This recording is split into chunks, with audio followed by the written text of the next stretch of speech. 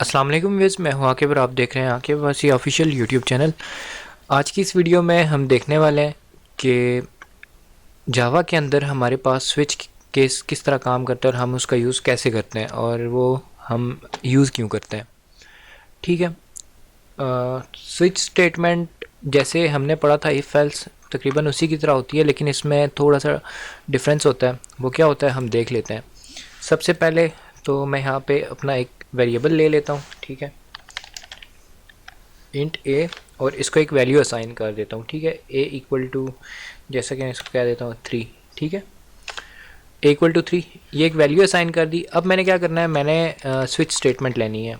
ठीक है, switch statement लेने का तरीकाकार क्या है और उसकी जो मतलब बॉडी होती है वो होती है, आप सिंपली यहाँ पे टाइप करेंगे स्विच। ठीक है, स्विच टाइप करने के बाद आपने ब्रैकेट्स डाल देनी, और यहाँ पे जिस केस का आपको मतलब जो आपने केस रन करवाना हो, तो आपने ना उसका वेरिएबल डिक्लेयर कर देना है। वेरिएबल कौन सा, ये वाला। आपके पास मल्टीपल वेरिएबल हो सकते हैं, लाइक आपके पास कुछ भी हो सकता है, ए हो सकता है, बी हो सकता है, सी हो सकता है। आपने डिक्लेयर किए होंगे।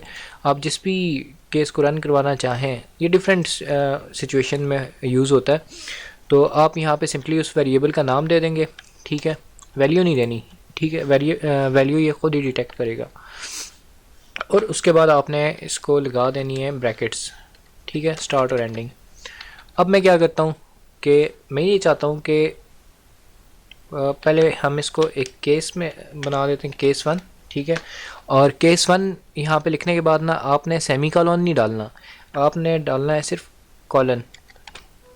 ठीक है, सिर्फ कॉलन डालना है। इसी तरह मैं पहले 5 केस ले लेता हूँ, फिर आपको बताता हूँ कि ये किस काम आता है।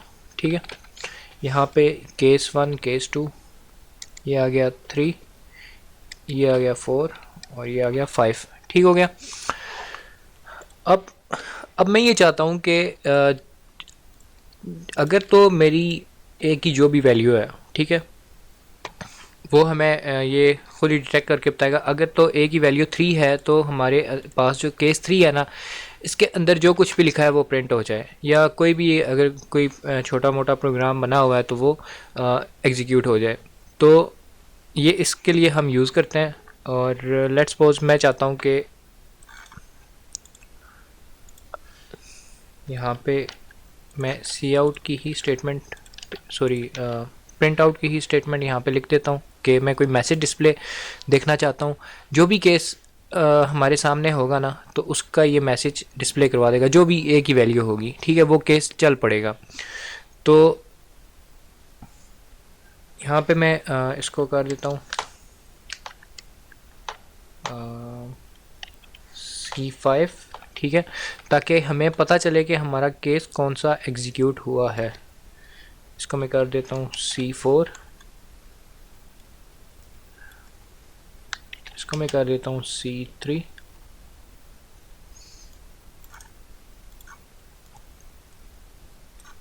ये आ गया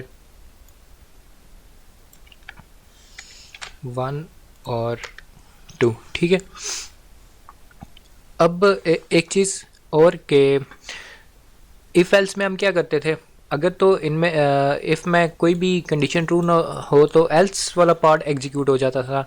तो इसमें हम क्या करेंगे कि इसमें हम लगा देंगे डिफ़ॉल्ट। ठीक है, अगर कोई भी केस सही ना हुआ तो जो हमारा डिफ़ॉल्ट वाला पार्ट है ना वो एग्जीक्यूट हो जाएगा।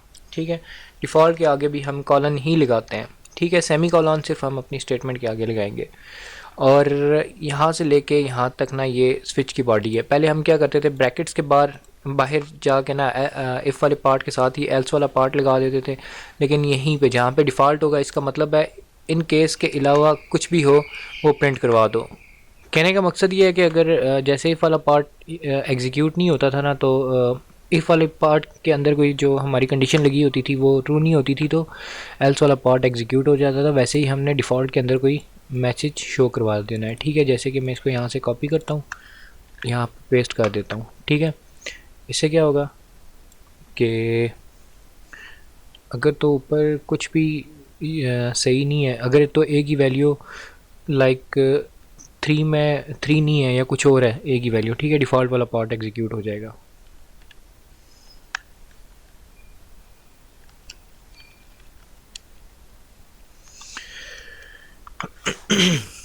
अब हम इसको अच्छा एक और चीज़, हमने एक चीज़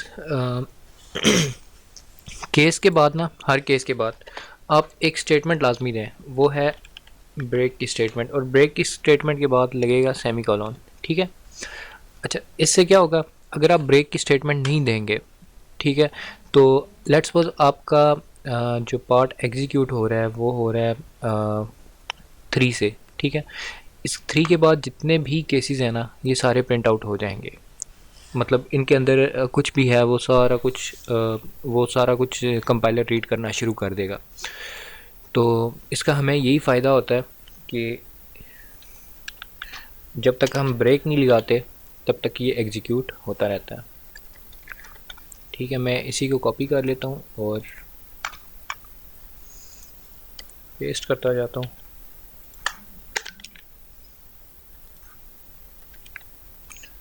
और लास्ट में भी ठीक है, और यहाँ पे इसको रन करवा के देखता हूँ अब। ठीक है, यहाँ पे आप देख सकते हो, यहाँ पे C3 हेलो वर्ड क्यों इसने प्रिंट करवाया है, क्योंकि हमारा ब्रैकेट के बाहर ये लिखा हुआ है। सिस्टम आउट का मतलब क्या था कि मैसेज प्रिंट करवा दो, कोई भी लिखा हुआ है तो। ठीक है, इसको रिमूव कर देते हैं यहाँ से और दोबारा से रन करते हैं C3। ठीक है, यहाँ पे आपके सामने प्रिंट आउट हो गया। अच्छा C3 के बाद ना, फ़र्ज़ किया कि मैं कहता हूँ कि केस 3 भी एग्जीक्यूट हो जाए और 4 भी एग्जीक्यूट हो जाए, तो मैं क्या करूँगा, यहाँ पे इसको ख़त्म कर दूँगा ब्रेक को।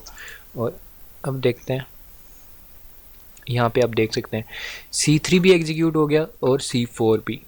ठीक है, अगर इसको ब्रेक यहाँ पे नहीं मिलेगा तो ये और आगे भागेगा। ठीक है, 5 के बाद भी ब्रेक नहीं लगाते हैं। तो कहने का मकसद यही था कि अगर आप ब्रेक स्टेटमेंट यूज़ नहीं करते तो फिर ये मतलब आगे चलता ही जाएगा, रुकेगा नहीं। ठीक है, तो मैं यहाँ पे एक ब्रेक लगा देता हूँ और डिफ़ॉल्ट वाले के बाद एक ब्रेक लगा देता हूँ। ठीक है, और इसको रन करवाते हैं।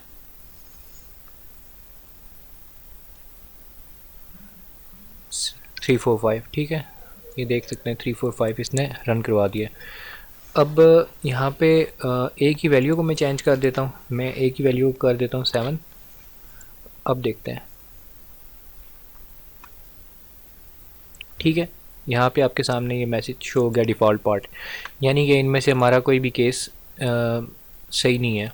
जो ए की वैल्यू जो है ना वो 7 है, तो हमारे पास केस 5 हैं टोटल।